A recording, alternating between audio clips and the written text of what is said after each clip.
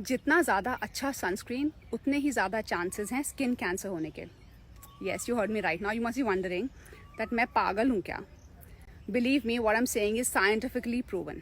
See what happens is हम सब ने यही सीखा है, यही सुना है दैट जितना ज़्यादा अच्छा सनस्क्रीन होता है, अगर वो UVA और UVB रेज दोनों को ब्लॉक करेगा तो स्किन कैंसर नहीं होएगा, राइट? रॉन्ग। हैपेंस इज एक रे होती है UVB रेज, जो जब वो हमारी स्किन पे पड़ती हैं तो हमारी स्किन में एक कोलेस्ट्रॉल होता है, ओके? तो वो कोलेस्ट्रॉल जो है UVB रेज उसको ब्रेक डाउन करती हैं एंड फिर वो कोलेस्ट्रॉल कन्वर्ट होता है इनटू विटामिन डी, और vitamin D further gets converted into calcium. और अगर आप अच्छा सनस्क्रीन लगाते हैं जो सारे UVA और UVB रेज को ब्लॉक करेगा, तो UVB हमारी स्किन में पेनिट्रेट नहीं करेगा, वो रिफ्लेक्ट बैक हो जाएगा, राइट? तो क्या होगा, जो कोलेस्ट्रॉल है हमारी स्किन के अंदर वो ब्रेक डाउन नहीं करेगा। वो ब्रेक डाउन नहीं करेगा तो vitamin D deficiency and calcium deficiency, right?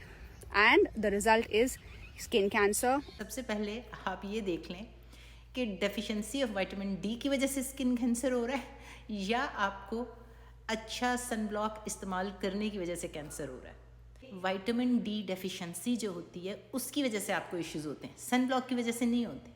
Vitamin D जो होता है उसके सोर्स होते हैं, कहाँ से आप हासिल कर सकते हैं? फूड से। फिर सप्लीमेंट्स होते हैं विटामिन डी के, जो कि टैबलेट्स होती हैं, कैप्सूल्स होते हैं, पाउडर्स होते हैं, हर तरह से आप विटामिन डी हासिल कर सकते हैं। और एक होता है सोर्स जो कि आपकी स्किन का होता है। जब तक दुनिया में सप्लीमेंट्स नहीं आए थे, लोग हासिल कर रहे थे अपनी स्किन से। Skin was the best source. यहाँ तक तो बात ठीक है। अब आपकी स्किन की टाइप के ऊपर डिपेंड करता है कि आप कितने काले हैं, कितने गोरे हैं। आपकी स्किन के फैट सेल्स पे डिपेंड करता है कि आप कितने मोटे हैं, आप कितने पतले हैं। Exposure of skin to the sun depend करता है कि कितना आपने कपड़े पहने हुए हैं, आप बीच में नंगे बैठे हुए हैं या आप फुल हिजाब लेकर बैठे हुए हैं। आपके बॉडी सरफेस एरिया कितना एक्सपोज हो रहा है टू सनलाइट।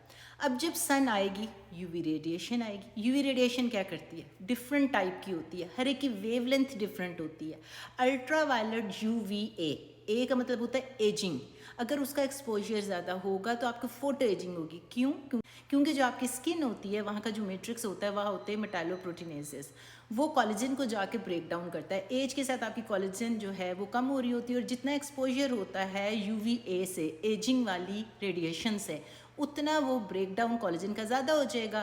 तो आपको जल्दी रिंकल्स, आपको जल्दी ब्राउन स्पॉट्स, और सन की वजह से फोटो एजिंग जो हो रही होती है वो आना शुरू हो जाएगी। उसके बाद होती है UVB। बी जो होती है उसका मतलब होता है बर्निंग।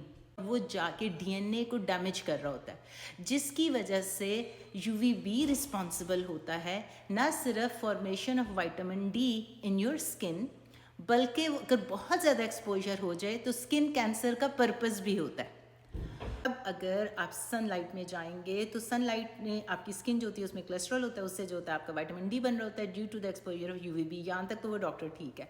यानी कि अगर आपकी स्किन बहुत लाइट है, गोरे इंसान है, कॉकेशियन, 30 मिनट एक्सपोजर जो है, अगर आपकी तेज़ धूप में सनलाइट आपको मिल रही है तो आपको 50,000 IU international unit vitamin D आपके जिस्म के अंदर बन जाएगा। देसी ब्राउन स्किन होगी, मिड ईस्टर्न स्किन होगी, तो उसके अंदर exposure of 30 minutes of sunlight से आपको बन जाएगा 20,000 IU। अगर आपकी बहुत काली, जिस तरह अफ्रीकन अमेरिकन होते हैं, since I live in America, तो मेरा एक्सपोजर बहुत गोरी और बहुत काली स्किन के साथ भी होता है, तो उनका जो है 8,000 से लेके 10,000 IU तकरीबन इतना बन जाएगा आपका विटामिन डी।